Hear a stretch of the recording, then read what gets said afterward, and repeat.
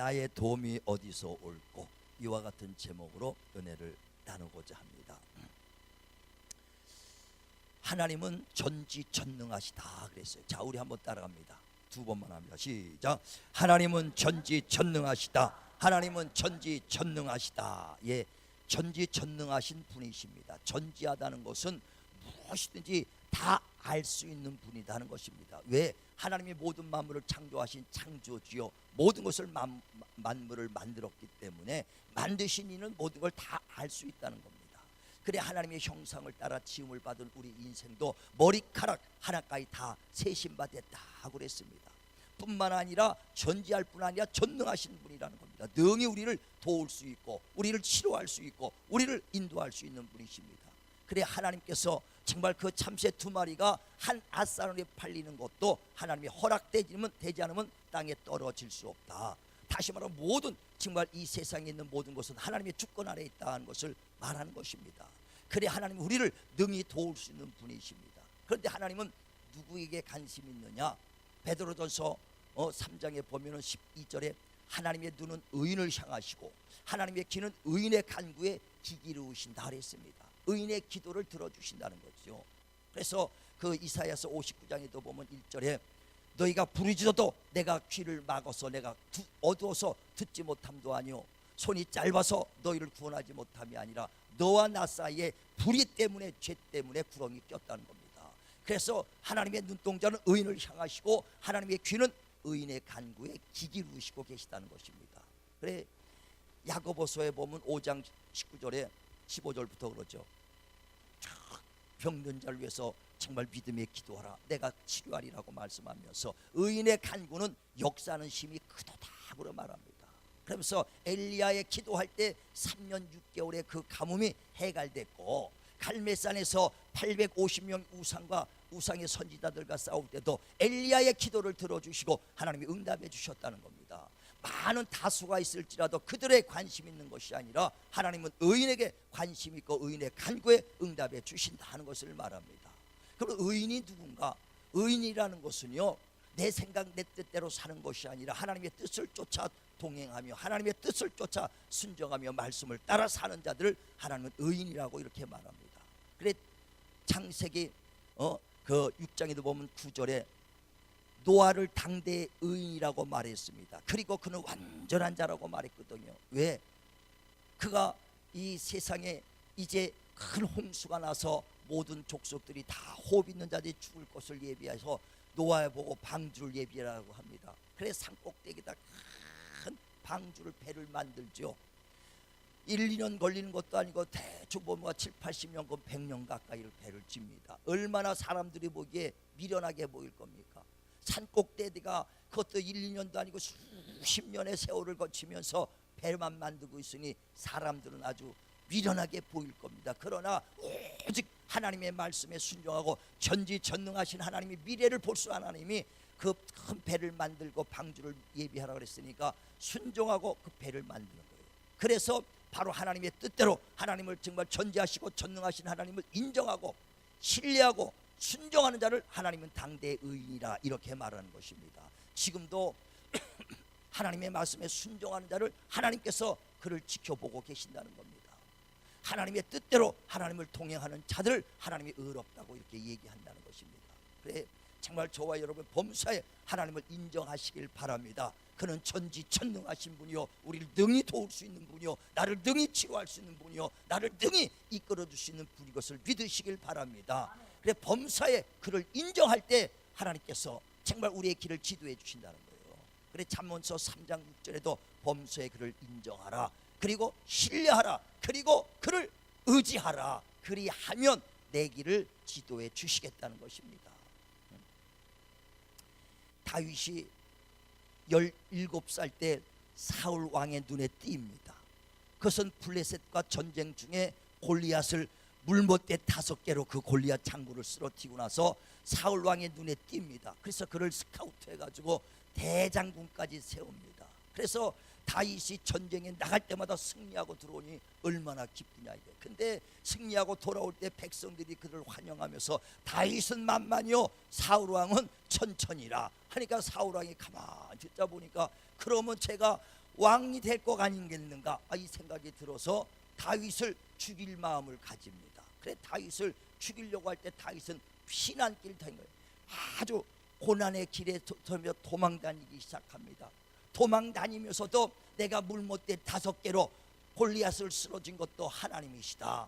정말 너는 창과 칼과 단창을 가지고 내게 오거니와 나는 만군의 하나님 그 여호와의 이름으로 간다. 오직 하나님이 쓰러뜨려 줬던 거고, 나를 장군으로 만들었고 가는 곳마다 승승장구한 것도 하나님이 함께 주셨어. 그러나 내가 정말 지금 도망다니는 신세가 됐다고 해서 하나님을 배반하고 하나님 원망할 것이 아니다 이거요. 그런 가운데서도 끝까지 하나님을 인정했던 다윗입니다.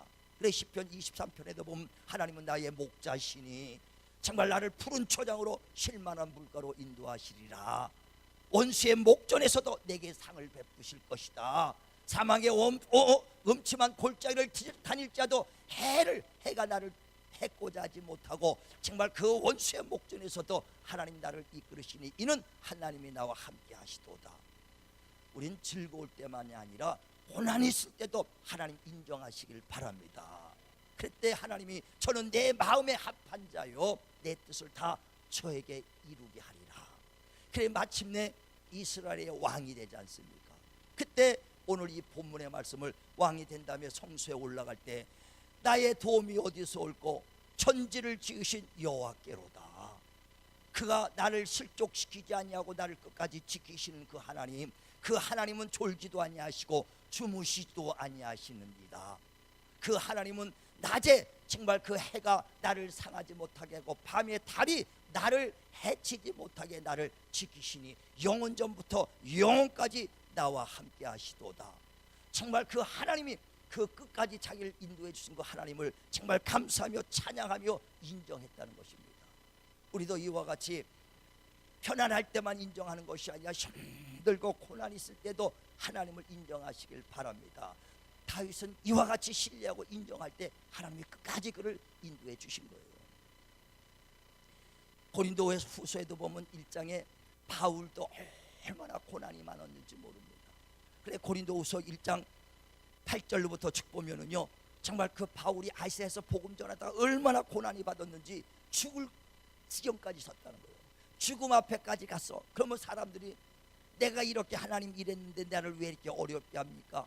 원망도 하고 뒤로 물러가고 그만둘 때도 많을 텐데 바울은 그럴수록 더 하나님만 의지했다는 겁니다.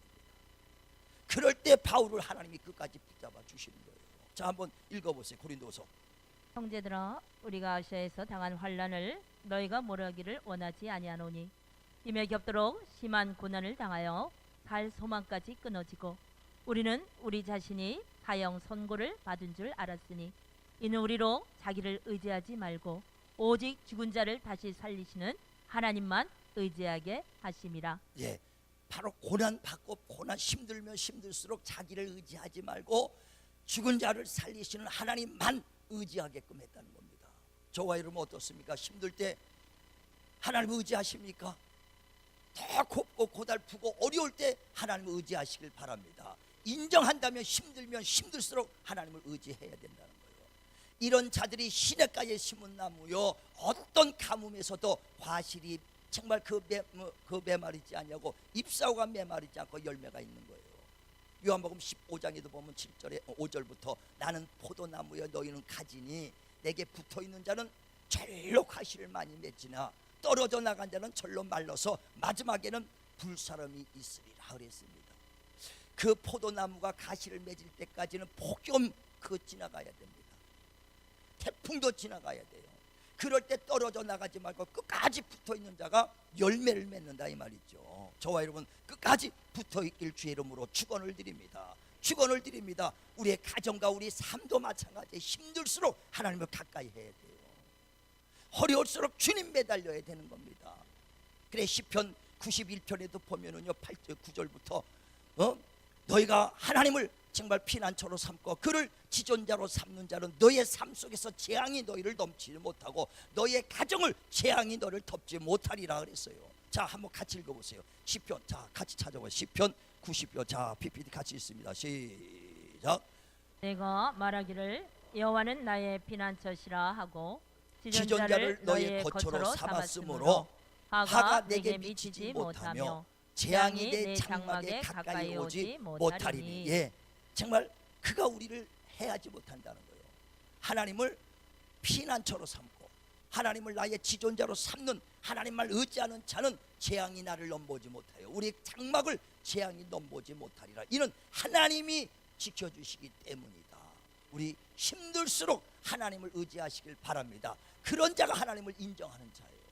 그래서 하나님 정말 천지천능하신 분이요, 죽은 자 살리고 없는 걸 있는 같이 부르시니요, 우리가 하나님을 입으로는 인정하는데 입으로만 인정해야 진정 인정한다면 힘들수록 어려울수록 하나님 앞에 가까이 가고 하나님 앞에 매달리고 하나님께 구하시길 주의 이름으로 축원을 드립니다.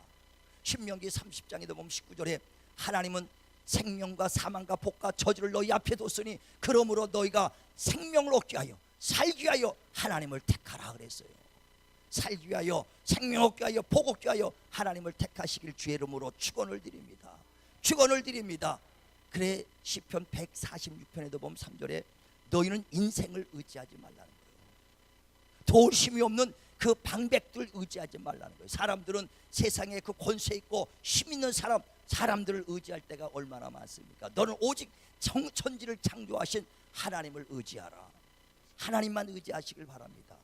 우리가 사는 동안에는요, 어차피 세상에 살기 때문에 사람들의 도움을 받아야 돼요. 세상의 관원의 도움도 받아야 됩니다. 그런데 하나님께서는 사람의 도움을 받지 말라는 것은요, 그들에게 사람하고의 관계이기 때문에 그들이 우리를 도와야 되지만 그들을 찾아가서 손 벌리지 말고 그들에게 요청하지 말라는 거예요. 그들의 관원들에 가서 쫓아다니지 말고 하나님 앞에 구하면 하나님이 돕는 자를 보내주실 것입니다. 환경을 하나님이 열어주실 것이다 이거예요. 그 사람들이 나를 도와야 되지만 내가 직접 가서 그들에게 도움을 요청할 것이 아니라 너는 전지하시고 전능하신 하나님 앞에 구하라. 그러면 그 하나님께서 그들을 붙여주실 것이고 그들의 마음을 움직여서라도 너희를 돕는 자가 될 것이라는 거예요. 바울이 전도 갑니다. 빌립보 지방에 전도 갔을 때 아무도 모르죠. 전도 갔으니 타지죠. 그런데 누가 자기를 그 몸 하나 거처할 데가 없는데 하나님께서 루디아의 마음을 녹여서 그 바울의 일행을 다 자기 집에다가 거처에다 두고 그 먹여주고 그들에게 거기서 하나님 일을 할 수 있도록 돕지 않습니까? 누가? 하나님이 그 루디아의 마음을 열었다고 사도행전 16장에 말하잖아요. 마음을 열어서 우리가 가서 나를 좀 도와주세요, 나를 선교하게 선교비 주세요, 이게 아니라 하나님이 그들의 마음을 열으니까 선교할 마음을 주시고 그들이 돕게 되는 거예요. 근데 많은 사람이 요즘 선교자들이 어떻게 선교 좀 해주세요 도움을 구하러 다니지 하나님 앞에 구하냐 이거예요. 하나님의 마음을 열게끔 하나님께 도움을 구하시길 바랍니다.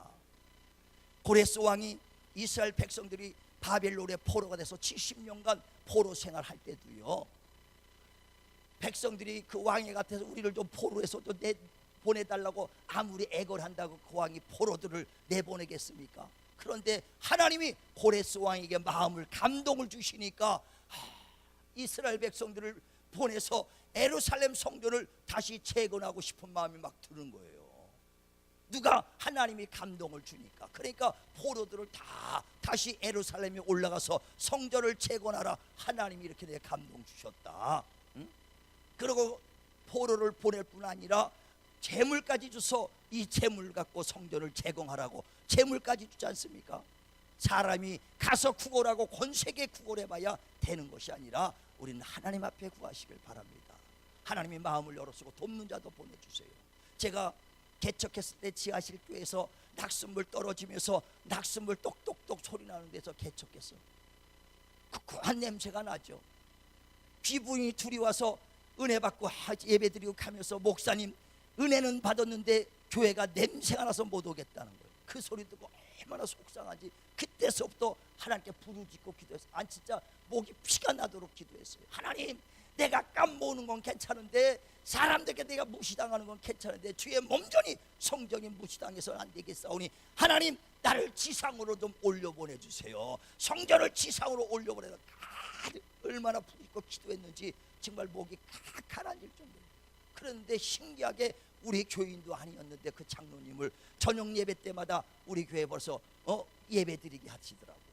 교회가 뭐니까 이제 가까운 데서 예배하고 저녁 예배는 매 달간 드리더니 어느 날 갑자기 전화 와서 식사하자고서 갔더니 식사하면서 혹시 성전 놓고 기도하냐고. 예, 기도하죠. 몇 평 얻으려고 그러네. 우리 30평 정도 방향이니까 곱하기 2해서 한 60평 정도 오면 좋을 것 같습니다. 그랬더니 100평 얻을 생각 없냐고. 이건 실지입니다. 깜짝 놀 100평 좋지요. 대구 말고요. 대구 말고 안 될 게 뭐가 있어요. 그래서 얻으라는 거예요. 그래서 전세를 얻어갖고 그분이 다 그걸 대줘갖고 집 한 채 값이었어요. 아파트 집 한 채 값이에요. 모르는 사람이 누가 그렇게 해줘요. 하나님 앞에 부르짖고 하나님 내가 깜보는 건 괜찮은데 주님의 성전이 깜봐서는 안 되겠사오니 하나님 지상으로 올려달라고 했더니 하나님이 그렇게 보내주셔서 그의 마음을 감동. 그가 기도만 하면 괴롭다는 거예요. 자꾸만 입맑게 성전 건축하는데 헌신이라니까. 그래서 본인 교회도 아닌데 내가 큰 돈이니까 막 아니겠지 3개월을 버텼다는 거예요. 그런데 기도만 하면 막 괴로워서 안 되겠다는 거예요. 그래서 어쩔 수 없이 나를 불러서 헌신하는 거예요. 하나님이 감동을 주시고 마음을 열어서 돕게 해주시는 거예요. 우린 인생도 방백도 그들이 날 도와대지만 그들에게서 도움을 청하는 것이 아니라 하나님 앞에 도움을 구하시길 바랍니다. 왜?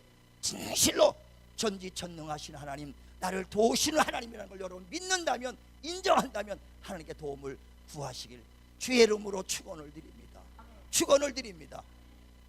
또 하나님을 인정한 자들은요, 하나님이 주셨다고 인정하는 자는 하나님께 감사하는 거예요. 감사 누가 하냐? 하나님이 주었다고 인정하는 자들이 하나님께 감사하는 겁니다. 누가복음 17장에도 보면 10명의 문둥병자가 다 고침을 받았지만 한 명 사마리아 사람만 예수께 와서 주여 감사합니다 하고 살해하지 않습니까? 10명이 다 고침을 받지 않았느냐? 그때 9은 어디 가고 너만 왔느냐? 한 사람만 인정하는 거예요. 인정하는 사람이 하나님께 감사하는 것입니다. 우리 하나님이 주신 것으로 정말 이 땅에서 살고 하나님께 날마다 감사하길 주의 이름으로 축원을 드립니다. 그래 다윗이 나의 도움이 어디서 올고 천지를 지으신 여호와께로다. 하나님이 주신 걸 인정하는 거예요. 그러니까 하나님께 감사, 찬양, 영광 돌리는 거예요. 시편 전체는 하나님을 찬양하고 감사하는 거예요. 제가 성경을 보면서 136장을 보니까 다 감사해요. 자, 한번 바로 뒷장인가 한번 같이 보죠. 136장 시편 136장.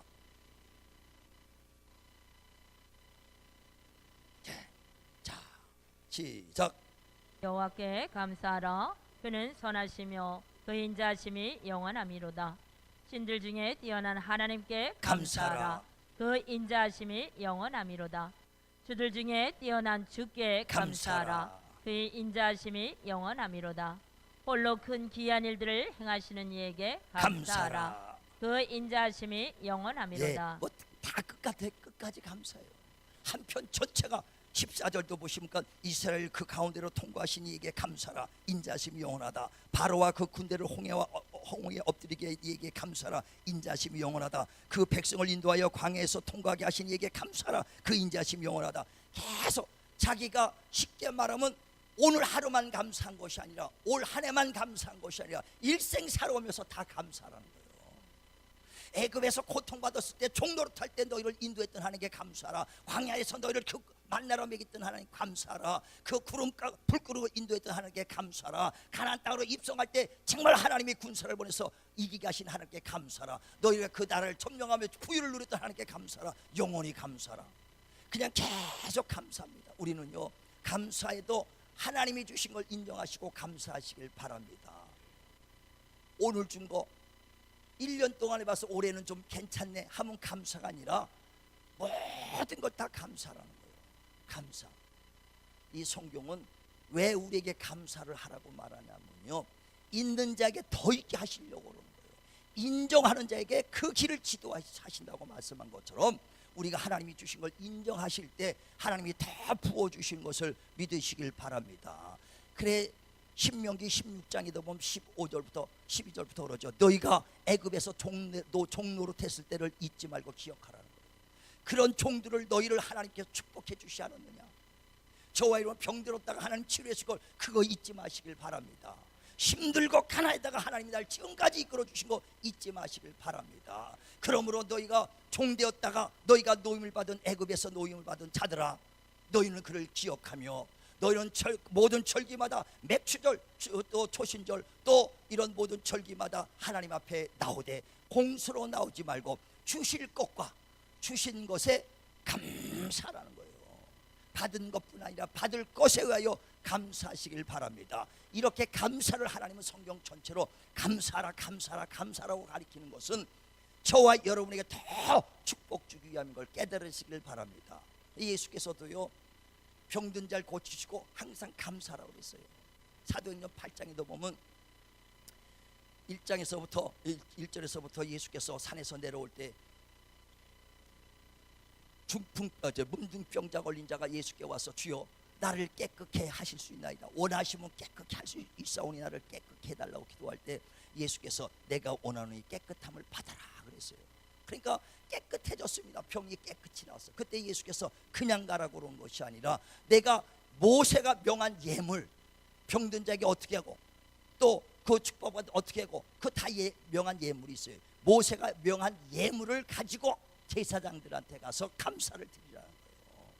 예수님이 가르쳐 주는 거예요. 왜? 복을 더 받으라고. 있는 자에게 더 있게 하시는 하나님이십니다. 우리가 이런 절기를 이제 다음 주가 절기죠. 왜 절기 때 우리가 하나님께서 하느냐? 있는 자에게 더 있게 하시려고 하는 것인 걸 깨달으시기를 바랍니다. 그래서 아주 오래 준 것만 아니라 일평생 살아오면서 그래서 오늘도 이 말씀을 이렇게 기도하면서 올해만 내가 하나님 감사할 것이 아니라 나 역시도 내가 예수 믿은 지가 35년인데 35년 동안 나를 굽이굽이 이끌어 주신 하나님께 너무 감사하더라고요.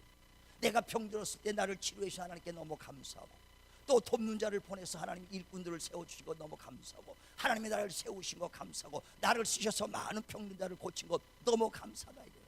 그러니 한 가지가 아니라 지금까지 35년간 해왔던 게 다 감사 우리 감사하시길 바랍니다. 감사하시길 바랍니다. 그래서 감사를요 큰 것만 요구하는 것이 아니라 주님은 최선을 다하라는 거예요. 과부가 두렙돌을 하나님께 드릴 때 주님께서 그 연보함을 보시고 과부가 두렙돌을 넣은 것을 가장 큰 것을 집어넣었다 그랬어요. 부자가 많이 넣는 것을 말하는 것이 아니라 과부 두렙돈 그 부자에 집어넣는 거에 비하면 아주 조족지혈이죠. 그러나 주님은 그를 가장 큰 것 집어넣었다 그랬어요. 왜? 자기 생활비에 전부요 단배시 말이요 전부 최선을 다했기 때문에 큰 것이다. 저와 여러분도 정말 믿음을 다해서 최선을 큰 것 말하는 것이 아니라 내가 형편해지고 최선을 다할 수 있길 바랍니다. 그래서 하나님의 기억된 바 되는 이런 추수감사절 되길 바랍니다. 그래서 이번 기회를 통해서 하나님 기억된 바 될 때 하나님이 기억된 바 될 때 하나님께서 항상 저를 기억하라 저를 기념하라고 주님이 말씀하는 거예요. 옥합을 깬 여인을 보고 너는 어디 가든지 복음을 전할 때 그 여인을 기념하라 한 것처럼 저와 여러분이 정말 하나님께 드린 예물이 하나님께 기억된 바 되시고 하나님이 기뻐 받아들이는 거룩한 예물이 될 수 있도록 최선을 다하길 주의 이름으로 축원을 드립니다. 그리고 하나님의 축복을 받길 바랍니다. 제가요 신앙생활 이렇게 목회를 하면서 기억나시는 분이 매분 있어. 전에도 한번 말씀드렸죠. 어떤 할머니 집사인데 그 며느리가 남편이 일찍 돌아가셔갖고 아들 둘을 며느리가 이제 살림하면서 키웁니다. 그래서 직장 다니면서 키우니까 그 시어머니랑 같이 사는데 시어머니가 그 집안일을 다 돌보는 거예요. 왜?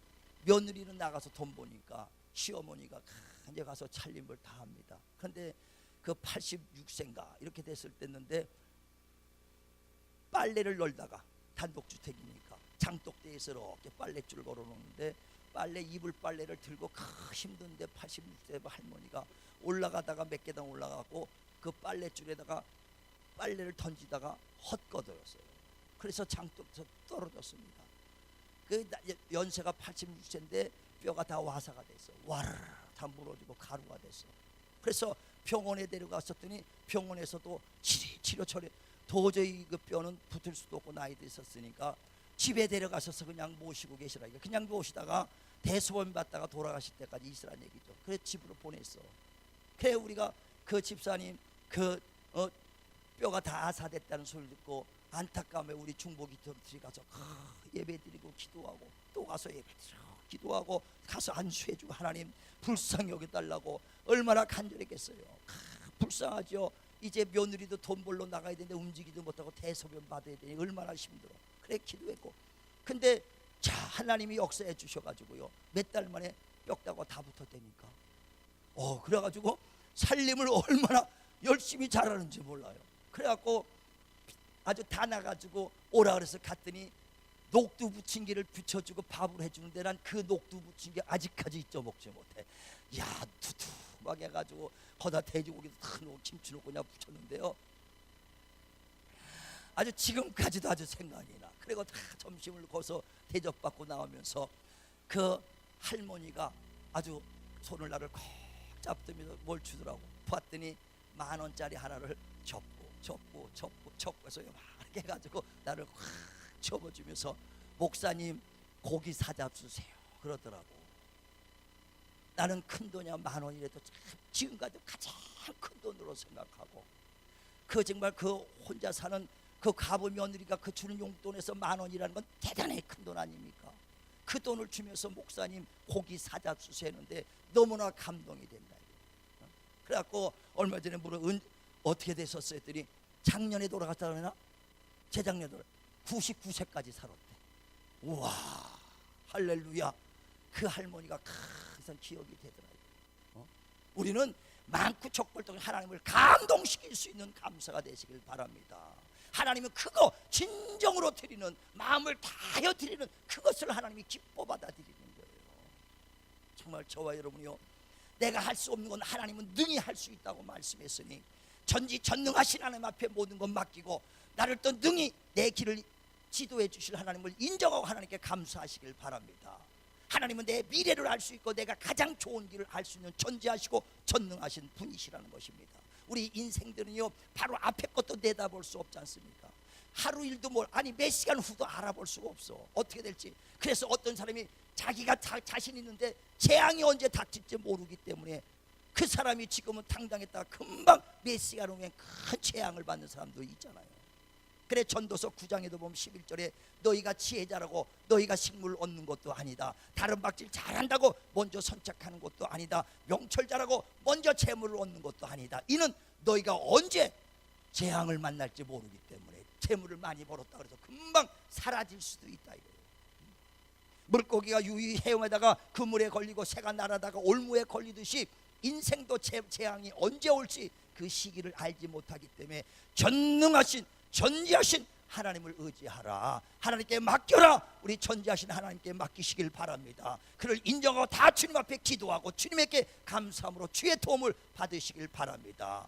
그래 하나님을 앙망하는 자는 세심을 얻으리라. 이사야서 40장에도 보면 30절에 어린아이들이라도 피곤할 것이고 장정들이라도 돌에 넘어져 쓰러질 때가 오나니 그러나 하나님을 의지하고 여호와를 앙몽하는 자는 세심을 얻으리니 독수리 새 날개를 피고 하늘을 나르듯 할 것이다. 우리 일평생 하나님만을 인정하시고 하나님 앞에 감사하시고 무슨 일을 만나도 하나님께 구하셔서 하나님의 도움으로 승리하는 삶 살기를 주님의 이름으로 축원을 드립니다.